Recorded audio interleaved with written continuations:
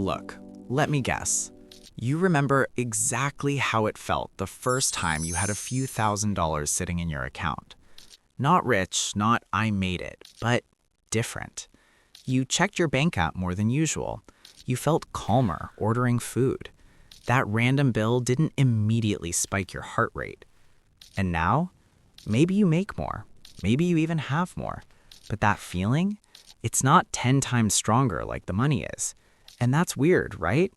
Because logically, $50,000 should feel 10 times better than $5,000. But emotionally, it doesn't. Here's the thing. That's not a motivation problem. That's not you being ungrateful. That's how money actually works on the human brain. And once you understand this, you'll stop chasing the wrong milestones and start using money the way it actually creates power. Who Gil is. My name is Gil, and I spend way too much time thinking about why money feels powerful at some moments and completely meaningless at others. If you're someone who earns money but still feels financially fragile, or you've saved before but don't feel as secure as you expected, make sure to hit the subscribe button and give this video a thumbs up if this helps you out.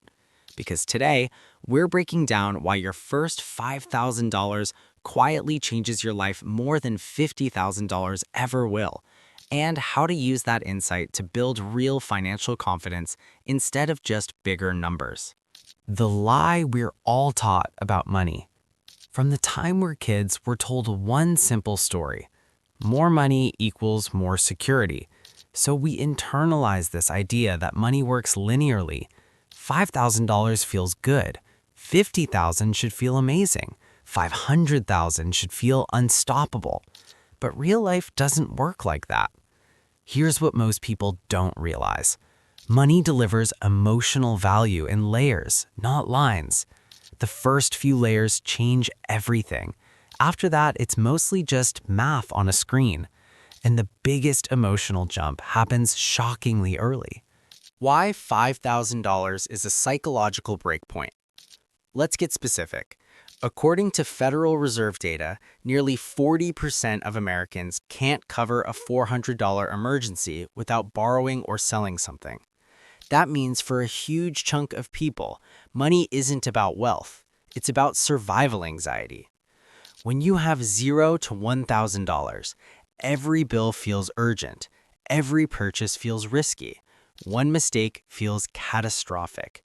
Your brain is constantly scanning for danger. Now, something wild happens when you cross $3,000 to $5,000. Suddenly, a car repair is annoying, not life-ending. A medical bill is stressful, not paralyzing. A job issue becomes a problem, not a crisis. That's not wealth. That's control. And control is what your nervous system has been craving this entire time. The real math behind the feeling. Let's break this down with real numbers. Imagine two people. Person A, $1,200 in checking, $0 savings. Person B, $5,000 savings, same income, same expenses. Now imagine both face a $1,000 emergency. Person A loses 83% of their available money. Person B loses 20%. Same dollar amount, completely different emotional impact. This is where it gets really interesting. Money doesn't feel powerful based on how much you have. It feels powerful based on how much damage a problem can do. And once problems stop being able to destroy you, your brain relaxes fast. Why $50,000 doesn't multiply the feeling. Now, you might be thinking, okay, Gil, but $50,000 is still objectively better. Why doesn't it feel 10 times better? Great question. Because by the time you hit $5,000 to $10,000, you've already solved the most emotionally expensive problems. Immediate emergencies, short-term instability, survival-level uncertainty. After that, each additional dollar solves smaller and smaller emotional problems. $5,000 equals I can breathe. $10,000 equals I'm okay for a while. $50,000 equals cool, now what? Your brain adopts insanely fast. Psychologists call this hedonic adaptation, the tendency to normalize new circumstances. But with money, there's something even more specific happening. Money has a diminishing emotional return. Think of money like painkillers. The first dose, massive relief, immediate impact. The second dose, helpful but less dramatic. The 10th dose, barely noticeable. $5,000 is the first dose. $50,000 is dose number 10. That doesn't mean $50,000 is useless. It just means it's doing a different job. And most people confuse these jobs. The 3 jobs money can do. Money does 3 main things. 1, removes fear. 2, buys options. 3, creates leverage. Your first $5,000 is almost entirely about removing fear. Fear of unexpected bills, being tracked, and one bad week ruining everything. Once fear is gone, more money doesn't feel the same because fear is already solved. $50,000 mostly buys options. Quit a bad job, move cities, take risks, but options don't feel urgent unless you use them. That's why people with decent savings still feel stuck. Why people with $50,000 still feel broke. Here's something uncomfortable.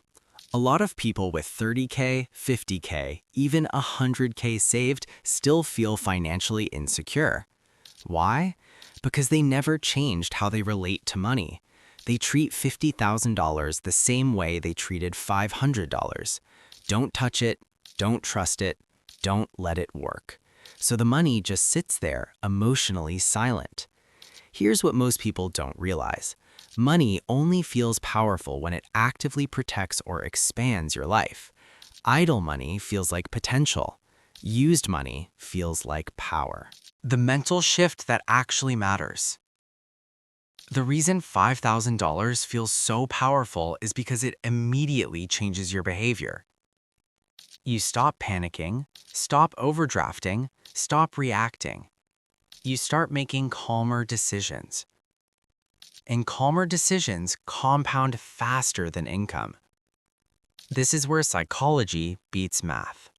A simple analogy that explains everything. Think of money like oxygen. When you're suffocating, a small amount saves your life. When you're breathing fine, extra oxygen doesn't feel exciting. $5,000 is oxygen. $50,000 is altitude gear. Both matter, but only one feels life-changing. What to do once you hit $5,000? This part is crucial. If you've saved your first $5,000 or you're close, here's how to actually use its power. Step 1. Lock the floor. Treat this money as non-negotiable security, not investment money, not lifestyle money. This is your nothing can destroy me fund. Step 2. Change your risk behavior. Now that fear is lower, stop acting desperate. Don't rush investments. Don't chase side hustles out of panic. Calm money decisions outperform emotional ones. Step 3. Build the second layer on purpose. Your next goal isn't more money, it's more options. That means 6 to 12 months runway, skill investment, and income flexibility. This is where $50,000 actually starts to matter. Why most people never feel rich. Here's the hard truth. Most people don't feel rich because they skip emotional milestones and chase numerical ones. They go, I need 100K, I need 1 million, but they never stop to ask, what problem am I trying to solve? Money without a mission feels hollow. Money with a purpose feels powerful, even in small amounts. The real goal no one talks about. The real goal isn't a number, it's this. To make money stop being the loudest voice in your head. Your first $5,000 does that better than almost any amount after it. That's why it feels magical. That's why people remember it. That's why it changes who you are. If you remember one thing from this video, let it be this. The power of money isn't how much you have, it's how much fear it removes. Once fear is gone, the game changes. And if you play the second half of the game the same way you played the first, you'll always feel stuck, no matter how much you earn. If this video helped you reframe how you think about money, hit the like button. It tells the algorithm this content actually matters. And if you want more videos about the psychology behind money, not just the math, subscribe to the channel. Because building wealth isn't about being smarter, it's about understanding how money actually works on you. I'll see you in the next one.